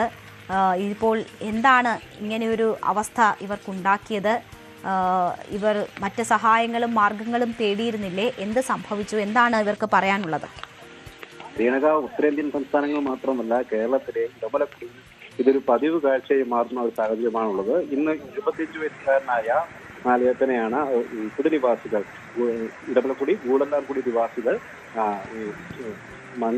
മഞ്ചലുണ്ടാക്കി കെട്ടി ഇരുത്തി അവിടുന്ന് 4 കിലോമീറ്ററോളം വനമേഖലയിലൂടെ നടന്ന്, അതായത് ചെറിയ കാട്ടുപാതകളിലൂടെ നടന്ന് പുഴയൊക്കെ മുറിച്ചു കടന്ന് ഈ ജനവാസ മേഖലയിലെ റോഡിൽ പ്രധാന പാതയിലേക്ക് എത്തിച്ചത്. അതായത് മാങ്കുളത്തിന് സമീപം ആനക്കുളത്തെത്തിക്കുകയും അവിടെ നിന്ന് വാഹനത്തിൽ എത്തി അടിമാലി താലൂക്ക് ആശുപത്രിയിലേക്ക് എത്തുകയും ചെയ്തു. ഇത് കാലങ്ങളായി ഇവർക്ക് ഉണ്ടാകുന്ന ഒരു ദുരവസ്ഥയാണ്. ഇതുവരെയും ഇടമലക്കുടിയിലേക്ക് സഞ്ചാരയോഗ്യമായ ഒരു റോഡില്ല. ഇത്തരത്തിൽ അപകടാവസ്ഥയിലാകുന്ന അല്ലെങ്കിൽ രോഗം മോചിക്കുന്ന രോഗികളെ കൊണ്ട് ഇവർ ഇത്തരത്തിലാണ് പലപ്പോഴും പുറംലോകത്തേക്ക് എത്തിയിരിക്കുന്നത്. പ്രത്യേകിച്ചും ഇടമലക്കുടിയിലേക്ക് പെട്ടുപടിയിൽ നിന്ന് ഇപ്പോൾ ഒരു റോഡ് നിർമ്മാണം നടക്കുന്നുണ്ടെങ്കിൽ പോലും പഞ്ചായത്തിന്റെ വിവിധ ഭാഗങ്ങളിൽ, അതായത് കൂടല്ലാർകുടി തുടങ്ങിയ മേഖലകളിൽ താമസിക്കുന്ന ആളുകൾക്ക് ഈ റോഡുകൾ കൊണ്ട് ഗുണകരം ആവില്ല എന്നാണ് നാട്ടുകാർ പറയുന്നത്. പ്രത്യേകിച്ചും ഇടമലക്കുടിയിൽ ഈ റോഡ് എത്തുന്ന, നിലവിൽ നിർമ്മിക്കുന്ന റോഡ് എത്തുന്ന ഭാഗത്തു നിന്നും കിലോമീറ്ററുകൾ അകലെയാണ് ഈ ഗൂഡല്ലാർകുടി അടക്കമുള്ള പ്രദേശങ്ങളുള്ളത്. അവിടെ നിന്നും ഏറ്റവും അടുത്തെത്താവുന്ന ഒരു പാത മാങ്കുളത്തിലുള്ള ആനക്കുളത്ത് സമീപത്തേക്ക് എത്തുകയാണ്. ഈ പ്രദേശത്തേക്ക് ഏകദേശം 4 കിലോമീറ്റർ റോഡ് നിർമ്മിച്ചാൽ എത്താമെന്ന് ഇവർ മുൻപ് തന്നെ പറഞ്ഞിട്ടുണ്ട്. ആ ഒരു പാതയിലൂടെയാണ്, കാട്ടുപാതയിലൂടെയാണ് ഇപ്പോൾ ഇവർ രോഗിയുമായി എത്തിയത്. 70 വയസ്സുകാരനായ വലിയ ബുദ്ധിമുട്ട് അനുഭവിച്ചിരുന്നു. ആ ഒരു സാഹചര്യത്തിലാണ് അവർ എത്തിയത്. കഴിഞ്ഞ വർഷവും സമാനമായ രീതിയിൽ രോഗികളെ കൊണ്ട് വരികയും ഒരു ബാലൻ മരണപ്പെടുന്ന ഒരു സാഹചര്യം വരെ ഇടമലക്കുടിയിൽ ഉണ്ടായിട്ടുണ്ട്. ശരി, പ്രിൻസ് ആണ് വിവരങ്ങൾ നൽകിയത്. അവകാശങ്ങൾ ചോദിച്ചു വാങ്ങുന്നതിൽ തങ്ങൾ മറ്റേത് തലമുറയെക്കാളും ഒട്ടും പിന്നിലല്ല എന്ന് തെളിയിക്കുകയാണ് നമ്മുടെ പുതിയ തലമുറയിലെ കുട്ടികൾ. ചോദ്യപേപ്പർ ചോർച്ചയിൽ കോക്രോച്ച് ജനതാ പാർട്ടിയുടെ നേതൃത്വത്തിൽ നടന്ന സമരം വിജയിച്ചതിന് ശേഷം രാജ്യത്ത് പല ഭാഗത്തും ജന ആൽഫ പ്രക്ഷോഭങ്ങൾ നടന്നത് ശ്രദ്ധേയമായിരുന്നു. സ്കൂളുകളിലെ അടിസ്ഥാന സൗകര്യങ്ങളുടെ അപര്യാപ്തത ചോദ്യം ചെയ്താണ് കുട്ടികൾ പ്രക്ഷോഭ രംഗത്തിറങ്ങിയത്. ഇപ്പോൾ ഇതാ ആ പ്രക്ഷോഭങ്ങൾക്ക് ഏകീകൃത സ്വഭാവം നൽകാൻ CJP രംഗത്ത് വരുന്നു. രാജ്യത്തെ ഗ്രാമീണ മേഖലകളിലെ സർക്കാർ വിദ്യാലയങ്ങളുടെ ഭൗതിക സൗകര്യങ്ങൾ മെച്ചപ്പെടുത്തുന്നതിനായി ഈ മാസം 15 മുതൽ രാജ്യവ്യാപക പ്രചാരണത്തിന് തുടക്കമിടുമെന്നാണ് കോക്രോച്ച് ജനതാ പാർട്ടി സ്ഥാപകൻ അഭിജിത്ത് ദീപ് കെ വ്യക്തമാക്കിയിരിക്കുന്നത്. ഓഗസ്റ്റ് 15-ന് രാജ്യം സ്വാതന്ത്ര്യം നേടി 80 വർഷം തികയുകയാണ്. നമ്മുടെ പുതുതലമുറയെ വാർത്തെടുക്കേണ്ടുന്ന വിദ്യാലയങ്ങളാണ് ഈ 8 പതിറ്റാണ്ടിൽ രാജ്യത്തെ ഏറ്റവും കൂടുതൽ അവഗണിക്കപ്പെട്ട മേഖല എന്ന യാഥാർത്ഥ്യമുയർത്തിയാണ് CJP ഈ സമരം ഏറ്റെടുക്കുന്നത്. അപ്പോൾ ഇനി സ്കൂളുകൾ നന്നാക്കാനാണ് CJPയുടെ നീക്കം. അതിനായാണ് പുതിയ ക്യാമ്പയിൻ തുടങ്ങുന്നത്. എങ്ങനെ ഈ വിഷയം ഉയർന്നു വന്നു എന്ന് നോക്കിയാൽ, രാജ്യത്തിന്റെ വിവിധ ഭാഗങ്ങളിൽ സ്കൂൾ വിദ്യാർത്ഥികൾ തങ്ങളുടെ വിദ്യാഭ്യാസത്തെയും സ്കൂൾ അടിസ്ഥാന സൗകര്യങ്ങളെയും ബാധിക്കുന്ന പ്രശ്നങ്ങൾക്കെതിരെ തെരുവിലിറങ്ങിയിരിക്കുകയാണ്. ജൻസികളുടെ ജന്തർ മന്തർ സമരത്തിന് പിന്നാലെ ജൻ ആൽഫയുടെ പ്രതിഷേധങ്ങളാണ് ശക്തിപ്പെട്ടത്. 2 ആഴ്ച മുന്നേ ഉത്തർപ്രദേശിലെ ഫത്തേപൂർ ജില്ലയിലെ സർവോദയ ഇന്റർ കോളേജിലെ വിദ്യാർത്ഥികളാണ് സമരവുമായി ആദ്യം രംഗത്ത് വന്നത്. ഏകദേശം 1800ഓളം വിദ്യാർത്ഥികൾ പഠിക്കുന്ന സ്കൂളിൽ കുടിവെള്ളം, വൃത്തിയുള്ള ശുചിമുറികൾ, വൈദ്യുതി, ഫാനുകൾ, ഡെസ്ക്, ബെഞ്ച് തുടങ്ങിയ അടിസ്ഥാന സൗകര്യങ്ങൾ മെച്ചപ്പെടുത്തണമെന്നാവശ്യപ്പെട്ടാണ് വിദ്യാർത്ഥികൾ പ്രതിഷേധവുമായി രംഗത്തെത്തിയത്. സർക്കാർ നൽകിയിട്ടുള്ള മെനു അനുസരിച്ചല്ല ഉച്ചഭക്ഷണം വിതരണം ചെയ്യുന്നതെന്ന് ഇവർ ചൂണ്ടിക്കാട്ടി. മുൻപ് പലതവണ അധികൃതർക്ക് പരാതി നൽകിയിട്ടും യാതൊരു നടപടിയും ഉണ്ടാകാത്തതിനെ തുടർന്നാണ് കുട്ടികൾ കടുത്ത നിലപാടിലേക്ക് നീങ്ങിയത്. 100 കണക്കിന് സ്കൂൾ വിദ്യാർത്ഥികൾ ക്ലാസ് ബഹിഷ്കരിച്ച് തെരുവിലിറങ്ങി പ്രതിഷേധിച്ചു. ഡോക്ടർ BR അംബേദ്കറിന്റെ ചിത്രങ്ങളും ക്രമീകരണങ്ങൾ മെച്ചപ്പെടുത്തൂ, കുട്ടികളുടെ ഭാവി സുരക്ഷിതമാക്കൂ എന്നൊക്കെ എഴുതിയ പ്ലക്കാർഡുകളുമായാണ് വിദ്യാർത്ഥികൾ മാർച്ച് നടത്തിയത്. പ്രതിഷേധം ശക്തമായതോടെ ജില്ലാ സ്കൂൾ ഇൻസ്പെക്ടർ രാകേഷ് കുമാറും വിദ്യാഭ്യാസ വകുപ്പ് ഉദ്യോഗസ്ഥരും സ്ഥലത്തെത്തി ചർച്ച നടത്തി. ഭൂരിഭാഗവും ആവശ്യങ്ങളും 24 മണിക്കൂറിനകം നടപ്പിലാക്കി തുടങ്ങുമെന്ന ഉദ്യോഗസ്ഥരുടെ രേഖാമൂലമുള്ള ഉറപ്പിലാണ് ഈ ഉപരോധം അവസാനിപ്പിച്ചത്. മഹാരാഷ്ട്രയിൽ ത്രയംബകേശ്വർ, പെഗ്ലവാഡി, എന്നിവിടങ്ങളിലെ വിദ്യാർത്ഥികൾ മോശം അവസ്ഥയിലുള്ള റോഡുകളുടെ പ്രശ്നം ചൂണ്ടിക്കാട്ടി പ്രതിഷേധിച്ചു. ഹമീർപൂരിൽ വിദ്യാർത്ഥികൾ തകർന്നതും ചെളി നിറഞ്ഞതുമായ റോഡിലൂടെ 5 കിലോമീറ്റർ തിരംഗയാത്ര നടത്തി കളക്ടറേറ്റിലേക്ക് മാർച്ച് ചെയ്തു. ഇതിനെ തുടർന്ന് ഭരണകൂടം നടപടിയെടുത്തു. ജബൽപൂരിൽ സ്കൂൾ ബസ് സർവീസ് ഇല്ലാത്തതിനെതിരെ നൂറുകണക്കിന് വിദ്യാർത്ഥികൾ പ്രതിഷേധിച്ചു. രാജസ്ഥാനിലെ ബാർമർ, ജാലോർ ജില്ലകളിലെ സർക്കാർ സ്കൂൾ വിദ്യാർത്ഥികൾ അധ്യാപകരുടെ കടുത്ത ക്ഷാമത്തിനെതിരെയാണ് പ്രതിഷേധിച്ചത്. അധ്യാപക തസ്തികകൾ ഒഴിഞ്ഞുകിടക്കുന്നത് പഠനത്തെയും പരീക്ഷാ തയ്യാറെടുപ്പിനെയും ബാധിക്കുന്നതായി വിദ്യാർത്ഥികൾ ചൂണ്ടിക്കാട്ടി. ബീഹാറിലെ ഗയയിലെ സിമുവാര മിഡിൽ സ്കൂളിലെ 40-ലധികം വിദ്യാർത്ഥികൾ മോശം നടത്തിപ്പിനും മതിയായ അടിസ്ഥാന സൗകര്യങ്ങളുടെ അഭാവത്തിനുമെതിരെയാണ് ടിക്കാരി സബ് ഡിവിഷണൽ ഓഫീസിലേക്ക് മാർച്ച് നടത്തി പ്രതിഷേധിച്ചത്. അങ്ങനെ രാജ്യത്തിന്റെ വിവിധ സംസ്ഥാനങ്ങളിൽ കുട്ടികൾ റോഡ്, ബസ്, വൈദ്യുതി, ഫാൻ, ശുചിമുറി, കുടിവെള്ളം, അധ്യാപകരുടെ കുറവ്, സ്കൂൾ ബെഞ്ച് ഇല്ലാത്തത്, ഡെസ്ക് ഇല്ലാത്തത്, അങ്ങനെ അടിസ്ഥാന സൗകര്യങ്ങളുടെ അഭാവവും ഉയർത്തിക്കാട്ടി സ്വയം ശബ്ദമുയർത്തുകയാണ്. ഇതിന്റെ പശ്ചാത്തലത്തിലാണ് CJP അവരുടെ അടുത്ത സമരമുഖം തുറക്കുന്നത്. പരീക്ഷാ ക്രമക്കേടുകൾക്കെതിരെ ഡൽഹി ജന്തർ മന്ദറിൽ 36 ദിവസം നീണ്ട പ്രക്ഷോഭത്തിന് നേതൃത്വം നൽകിയ CJP തെരഞ്ഞെടുപ്പ് രാഷ്ട്രീയത്തിലേക്ക് കടക്കാതെ യൂത്ത് മൂവ്മെന്റായി പ്രവർത്തിക്കാൻ തീരുമാനമെടുത്തതായി അറിയിച്ചിരുന്നു. അതിന്റെ ഭാഗമായ ആദ്യ ഇടപെടലാണ് ഇപ്പോൾ നടക്കുന്നത്. സ്കൂൾ ടീക്ക് കരോ, അതായത് സ്കൂളുകൾ നന്നാക്കൂ ക്യാമ്പയിനാണ് ഇപ്പോൾ CJP പ്രഖ്യാപിച്ചിരിക്കുന്നത്. ആവശ്യങ്ങൾ എന്തൊക്കെയാണ് എന്ന് നോക്കിയാൽ, സ്വാതന്ത്ര്യദിനമായ ഓഗസ്റ്റ് 15-ന് ക്യാമ്പയിന് തുടക്കമാകുമെന്ന് CJP നേതാവ് അഭിജിത്ത് ദീപ്കെ പറയുന്നു. കുട്ടികൾക്കായുള്ള അടിസ്ഥാന സൗകര്യങ്ങൾ മെച്ചപ്പെടുത്തുന്നതിനുള്ള സാമൂഹികവും ധാർമ്മികവുമായ ഉത്തരവാദിത്തം ഗ്രാമത്തലവന്മാരും രക്ഷിതാക്കളും ഏറ്റെടുക്കണം എന്നതാണ് CJPയുടെ ഏറ്റവും പ്രധാനപ്പെട്ട ആവശ്യം. അന്നേ ദിവസം മഹാരാഷ്ട്രയിലെ തന്റെ സ്വന്തം ഗ്രാമമായ ഹിങ്കോളയിൽ എത്തി അവിടുത്തെ സർക്കാർ സ്കൂളുകൾ മെച്ചപ്പെടുത്താൻ ഗ്രാമമുഖ്യനോട് ആവശ്യപ്പെടുമെന്നാണ് ദീപ്കെ പറയുന്നത്. കഴിഞ്ഞ 80 വർഷത്തിനിടയിൽ ഏറ്റവും കൂടുതൽ അവഗണിക്കപ്പെട്ടതായി ഏതെങ്കിലും ഉണ്ടെങ്കിൽ അത് നമ്മുടെ ഗ്രാമങ്ങളിലെ സർക്കാർ സ്കൂളുകളാണെന്ന് ദീപ്കെ പറയുന്നു. കുടിവെള്ളവും ശൗചാലയവും പോലും ഇല്ലാത്ത അവസ്ഥയിലാണ് പല ഗ്രാമീണ വിദ്യാലയങ്ങളും. ഇത് പെൺകുട്ടികളുടെ വിദ്യാഭ്യാസത്തെ സാരമായി ബാധിക്കുന്നുണ്ട് എന്നതാണ് അഭിജിത്ത് ദീപ്കെ ചൂണ്ടിക്കാട്ടുന്നത്. പുതിയ പാർലമെന്റും പ്രധാനമന്ത്രിക്കായി വസതിയും നിർമ്മിച്ചു. പിന്നെ എന്തുകൊണ്ടാണ് നമ്മുടെ ഗ്രാമങ്ങളിൽ പുതിയ സ്കൂളുകൾ നിർമ്മിക്കാത്തതെന്ന് അഭിജിത്ത് ദീപ്കെ ചോദിക്കുന്നു. കർഷകരുടെയും തൊഴിലാളികളുടെയും മക്കളെ രാജ്യത്തിന്റെ ഭാവിയായി നിങ്ങൾ കാണുന്നില്ലേ? ആ കുട്ടികൾക്കായി 80 വർഷമായി എന്തു ചെയ്തു? നഗരത്തിലെ ഒരു കുട്ടിക്ക് ലഭിക്കുന്ന സൗകര്യങ്ങൾ എന്തുകൊണ്ടാണ് ഗ്രാമങ്ങളിലെ കുട്ടികൾക്ക് നൽകാൻ കഴിയാത്തത് എന്ന് ദീപ്കെ ചോദിക്കുന്നു. हेलो एवरीवन, इस 15 अगस्त को हमारा 80th इंडिपेंडेंस डे है। लेकिन 80 इयर्स में अगर सबसे ज़्यादा कोई चीज़ निगलेक्ट हुई है, सबसे ज़्यादा कोई चीज़ इग्नोर की गई है, तो वो है हमारे गांव में जो सरकारी स्कूल होते हैं वो। 80 साल में हम लोगों ने गांव में जो स्कूल होते हैं उन पर ज़रा भी काम नहीं किया है। हमने नई पार्लियामेंट बना दी, नया PM हाउस बना दिया, तो हम नए स्कूल्स क्यों नहीं बना पाए हमारे गांव में? क्या हमारे गांव में जो किसान और मजदूर के बच्चे पढ़ते हैं उन स्कूलों में, क्या उन्हें हम अपने देश का भविष्य नहीं मानते? आज तक हमने उन बच्चों के लिए क्या किया और क्यों उनको हम आज तक वो फैसिलिटीज प्रोवाइड नहीं कर सके जो किसी बच्चे को एक बड़े सिटी में मिलती है? ഗ്രാമങ്ങളിലെ സ്കൂളുകളിൽ പോകാൻ കുട്ടികൾ കിലോമീറ്ററുകൾ നടക്കേണ്ടി വരുന്നു. അവർക്ക് ആവശ്യമായ കുടിവെള്ളം, ടോയ്ലറ്റുകൾ തുടങ്ങിയ അടിസ്ഥാന സൗകര്യങ്ങൾ പോലും അവിടെ ലഭ്യമല്ല. ഇതിൽ മാറ്റം വേണമെന്നതാണ് അഭിജിത്ത് ദീപ്കെ ചൂണ്ടിക്കാട്ടുന്നത്. ഗ്രാമങ്ങളിലെ സ്കൂളുകളുടെ അടിസ്ഥാന സൗകര്യം മെച്ചപ്പെടുത്താനായി ഓഗസ്റ്റ് 15-ന് പുതിയ പോരാട്ടമാണ് തുടങ്ങുന്നത്. അതാണ് സ്കൂൾ ടീക്ക് കരോ. അതിലെ ഏറ്റവും പ്രധാനപ്പെട്ട നീക്കമാണ് സർപഞ്ച് ചലഞ്ചും സോഷ്യൽ ഓഡിറ്റും. ഗ്രാമങ്ങളിലെ സ്കൂളുകളുടെ സൗകര്യങ്ങൾ മെച്ചപ്പെടുത്തുന്ന പഞ്ചായത്ത് പ്രസിഡന്റുമാർക്ക്, അതായത് സർപഞ്ചുകൾക്ക് CJPയുടെ ഔദ്യോഗിക സോഷ്യൽ മീഡിയ പ്ലാറ്റ്ഫോമുകളിലൂടെ പ്രത്യേക അംഗീകാരം നൽകുന്നതാണ് ഈ പദ്ധതി. സ്കൂളുകളുടെ പഴയതും പുതിയതുമായ ചിത്രങ്ങൾ സഹിതം ഇവരുടെ പ്രവർത്തനം പങ്കുവെക്കുന്ന സർപഞ്ച് ചലഞ്ച് ഇതിന്റെ ഭാഗമായി നടപ്പിലാക്കും. ഇതിനു പുറമെ രക്ഷിതാക്കൾ നേരിട്ട് വിദ്യാലയങ്ങൾ സന്ദർശിച്ച് വൈദ്യുതി, കുടിവെള്ളം, ശുചിമുറികൾ, ഉച്ചഭക്ഷണം എന്നിവയുടെ ലഭ്യത പരിശോധിച്ച് റിപ്പോർട്ട് തയ്യാറാക്കുന്ന പ്രിന്റബിൾ ഓഡിറ്റ് ഫോമും CJP പുറത്തിറക്കും. കുറവുകൾ കണ്ടാൽ വീഡിയോ ചിത്രീകരിച്ച് contact@cockroachjanataparty.org എന്ന ഇമെയിൽ വിലാസത്തിൽ അയക്കാമെന്നും വീഡിയോയിൽ അഭിജിത്ത് ദീപ്കെ പറയുന്നുണ്ട്. നമ്മുടെ രാജ്യത്തിന്റെ വിവിധ ഭാഗങ്ങളിൽ സ്കൂൾ വിദ്യാർത്ഥികൾ സ്വന്തം വിദ്യാഭ്യാസ അവകാശങ്ങൾക്കും അടിസ്ഥാന സൗകര്യങ്ങൾക്കുമായി ശബ്ദമുയർത്തുന്നത് ശ്രദ്ധേയമായ മാറ്റമാണ്. അടിസ്ഥാന ആവശ്യങ്ങൾക്കായി കുട്ടികൾ തന്നെ പ്രതിഷേധിക്കേണ്ടി വരുന്നത് നമ്മുടെ വിദ്യാഭ്യാസ സംവിധാനത്തിലെ പോരായ്മകളെയാണ് വ്യക്തമാക്കുന്നത്. അവരുടെ പ്രതിഷേധങ്ങളെ വെറും കുട്ടികളുടെ പരാതികളായി കാണാതെ രാജ്യത്തിന്റെ ഭാവിയെക്കുറിച്ചുള്ള മുന്നറിയിപ്പായി കാണേണ്ടതുണ്ട്. സ്കൂൾ ടീക്ക് കരോ പോലുള്ള ക്യാമ്പയിനുകൾ CJPയുടെ നേതൃത്വത്തിലുള്ള ഏറ്റവും പ്രധാന ഉത്തരവാദിത്തപരമായ ഇടപെടലുകളിൽ ഒന്നായി കാണാം. അധികാരികൾ പരാജയപ്പെടുന്നിടത്ത് പ്രശ്നങ്ങൾ ചൂണ്ടിക്കാണിച്ച് ഉത്തരവാദിത്വം ഉറപ്പാക്കുന്നതിനുള്ള ഇടപെടലാണ് CJP നടത്തുന്നത്. അധികാരികൾ ചെയ്യേണ്ട കാര്യങ്ങൾ സമൂഹത്തിന്റെ മുന്നിൽ തുറന്നു കാട്ടുകയും പരിഹാരത്തിനായി ജനങ്ങളെ ഒരുമിപ്പിക്കുകയും ചെയ്യുന്നതിലൂടെ CJP ഒരു പുതിയ ഉത്തരവാദിത്ത രാഷ്ട്രീയത്തിന്റെ മാതൃക മുന്നോട്ട് വയ്ക്കുകയാണ്.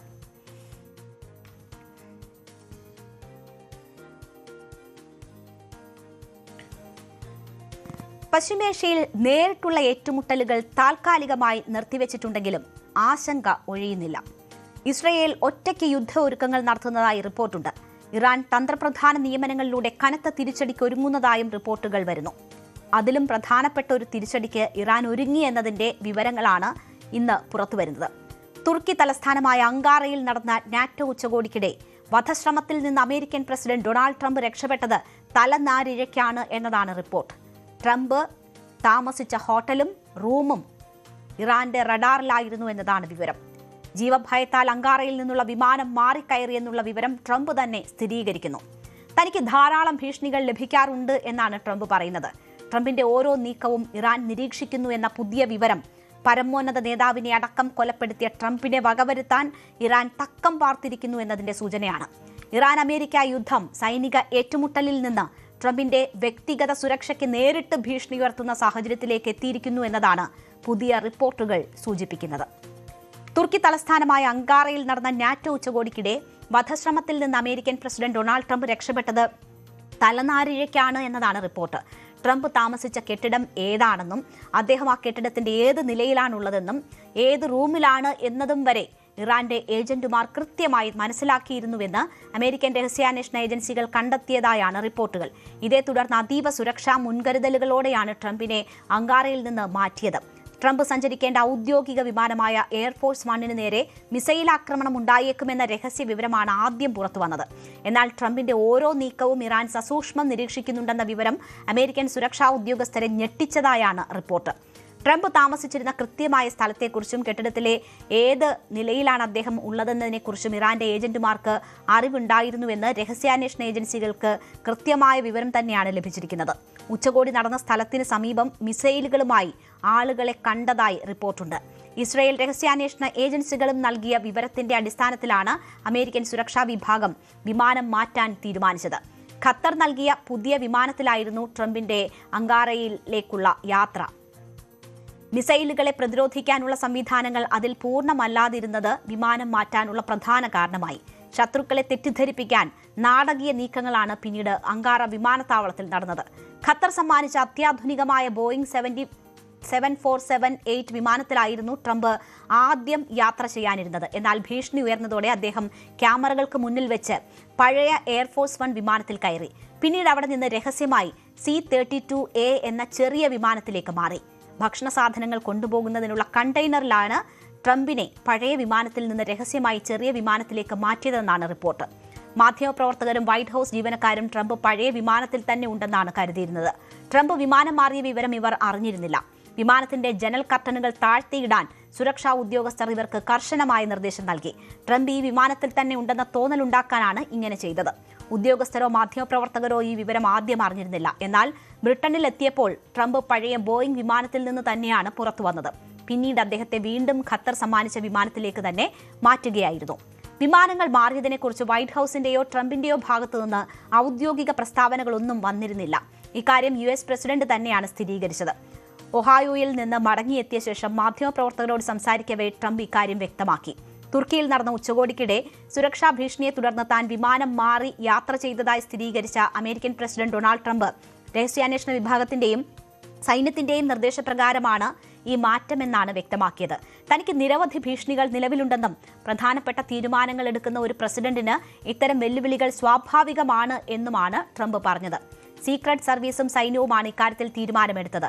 മറ്റൊരു വിമാനത്തിൽ യാത്ര ചെയ്യാനാണ് അവർ ആവശ്യപ്പെട്ടത്. അവർ പറയുന്നത് പോലെയാണ് താൻ ചെയ്യാറുള്ളത്. എന്തെങ്കിലും ഭീഷണി ഉണ്ടായിരുന്നിരിക്കാം. അതിനെക്കുറിച്ച് താൻ കൂടുതലൊന്നും ചിന്തിച്ചിട്ടില്ല. തനിക്ക് ധാരാളം ഭീഷണികൾ ഉണ്ട് എന്ന് ട്രംപ് പറയുന്നു. So I go by Secret Service and the military. They wanted me to go on a different flight, a different plane, equal safety, but they wanted me to do it, so I do it. I do what they say. Why did they want me to do that? I guess there was a threat out there. I didn't really ask too much about it. I get a lot of threats. Well, I don't know. I think actually the plane that I flew on was at greater risk.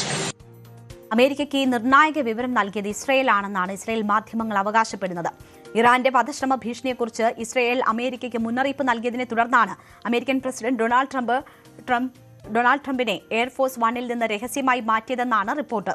കഴിഞ്ഞ പേര് വെളിപ്പെടുത്താത്ത ഒരു American ഉദ്യോഗസ്ഥനെ ഉദ്ധരിച്ചുകൊണ്ടുള്ള Wall Street journal റിപ്പോർട്ടിന്റെ അടിസ്ഥാനത്തിൽ Israel times ഇക്കാര്യം report ചെയ്യുന്നു. Iran shoulder to air മിസൈലുകൾ ഉപയോഗിച്ച്, അതായത് ഒരു വ്യക്തിക്ക് തോളിൽ വെച്ച് ഉപയോഗിക്കാൻ കഴിയുന്ന തരത്തിലുള്ള താഴ്ന്ന ഉയരത്തിൽ പറക്കുന്ന വിമാനങ്ങളെയോ ഹെലികോപ്റ്ററുകളെയോ ഒക്കെ ലക്ഷ്യമിടുന്ന മിസൈൽ ഉപയോഗിച്ച് ട്രംപ് സഞ്ചരിക്കുന്ന വിമാനം തകർക്കാൻ പദ്ധതിയിട്ടിരുന്നതായാണ് ഇസ്രായേൽ രഹസ്യാന്വേഷണ വിഭാഗത്തിന് വിവരം ലഭിച്ചിരുന്നത്. കഴിഞ്ഞ മാസം തന്നെ ട്രംപിനെ വധിക്കാനുള്ള പുതിയൊരു ഗൂഢാലോചന ഇറാൻ തയ്യാറാക്കുന്നതായി ഇസ്രായേൽ രഹസ്യാന്വേഷണ വിഭാഗം അമേരിക്കയെ അറിയിച്ചതായി വാൾസ്ട്രീറ്റ് ജേർണൽ റിപ്പോർട്ട് ചെയ്തിരുന്നു. എന്നാൽ അന്ന് ഗൂഢാലോചനയുടെ വിശദാംശങ്ങൾ പുറത്തുവിട്ടിരുന്നില്ല. ചുരുക്കത്തിൽ ഇപ്പോൾ വരുന്ന റിപ്പോർട്ടുകൾ ശരിയാണെങ്കിൽ ട്രംപിനെതിരായ ഭീഷണി അമേരിക്കൻ സുരക്ഷാ സംവിധാനങ്ങൾ കണക്കാക്കിയതിലും ഗൗരവമുള്ളതായിരുന്നു എന്നതാണ് വ്യക്തമാകുന്നത്. പ്രത്യേകിച്ച് ഒരു വിമാനത്തെ ലക്ഷ്യമിട്ട് മിസൈൽ ആക്രമണം നടത്താനുള്ള സാധ്യതയെക്കുറിച്ചുള്ള രഹസ്യാന്വേഷണ വിവരമാണ് അദ്ദേഹത്തെ സാധാരണ യാത്രാ രീതിയിൽ നിന്ന് മാറ്റി മറ്റൊരു സൈനിക വിമാനത്തിലേക്ക് മാറ്റാനുള്ള തീരുമാനത്തിലേക്ക് നയിച്ചതെന്നാണ് കണക്കാക്കുന്നത്. അതിനുമപ്പുറം അദ്ദേഹത്തിന്റെ താമസ സ്ഥലം പോലും സ്പോട്ട് ചെയ്യുന്ന തരത്തിലേക്ക് ഇറാൻ നീങ്ങിയിരുന്നു എന്നതാണ് ഇപ്പോൾ പുറത്തുവരുന്ന വിവരം. അതാണ് വളരെ ഗൗരവമുള്ളതാക്കുന്നത്. അയത്തുള്ള അലി ഖമനയുടെ വിലാപയാത്രക്കിടയിൽ ട്രംപിനെയും ഇസ്രയേൽ പ്രധാനമന്ത്രി ബെഞ്ചമിൻ നെതന്യാഹുവിനെയും വധിക്കണമെന്ന് ജനക്കൂട്ടം ആർത്ത് വിളിച്ചിരുന്നു. കിൽ ട്രംപ് എന്നെഴുതിയ ബാനർ ഉയർത്തിയായിരുന്നു ജനങ്ങൾ തടിച്ചുകൂടിയത്. പിന്നീട് ടെഹ്റാനിലെ മധ്യഭാഗത്തുള്ള ഒരു ചത്വരത്തിന് സമീപത്തെ കെട്ടിടത്തിൽ അമേരിക്കൻ പ്രസിഡന്റിനെ കറുത്ത ശവപ്പെട്ടിയിൽ കിടത്തിയ രീതിയിൽ ചിത്രീകരിച്ച വലിയൊരു ചുവർ ചിത്രം പ്രത്യക്ഷപ്പെട്ടത് വാർത്തയായിരുന്നു. ഇതൊക്കെ ഇറാൻ ട്രംപിനെ ലക്ഷ്യമിടുന്നു എന്ന തരത്തിൽ ചർച്ചയായെങ്കിലും ആരോപണങ്ങൾ ഇറാൻ നിഷേധിച്ചിരുന്നു. തന്നെ തൊട്ടാൽ ഇറാനെ തീർക്കുമെന്നും 1000 മിസൈലുകൾ സജ്ജമെന്നുമാണ് ട്രംപ് ജൂലൈയിൽ ട്രൂത്ത് സോഷ്യലിൽ കുറിച്ചത്. ഇറാന്റെ കണ്ണുകൾ ട്രംപിന് പിന്നാലെയുണ്ടെന്ന വിവരങ്ങളാണ് ഇപ്പോൾ പുറത്തുവരുന്നത്. ഈ റിപ്പോർട്ടുകൾ ഇറാൻ അമേരിക്ക ഏറ്റുമുട്ടൽ രാഷ്ട്രീയമോ സൈനികമോ മാത്രമായി ഒതുങ്ങുന്നില്ല എന്നും ട്രംപിന്റെ വ്യക്തിഗത സുരക്ഷയ്ക്ക് നേരിട്ട് ഭീഷണി ഉയർത്തുന്ന സാഹചര്യമായി മാറിയിരിക്കുന്നുവെന്നുമാണ് സൂചിപ്പിക്കുന്നത്. വൈകുന്നേരം സമയം പൂർണ്ണമാകുന്നു. ഇടവേളയ്ക്ക് ശേഷം നമുക്ക് ലൈവ് അറ്റ് 6 കാണാം. ഹരികൃഷ്ണൻ ചേരും.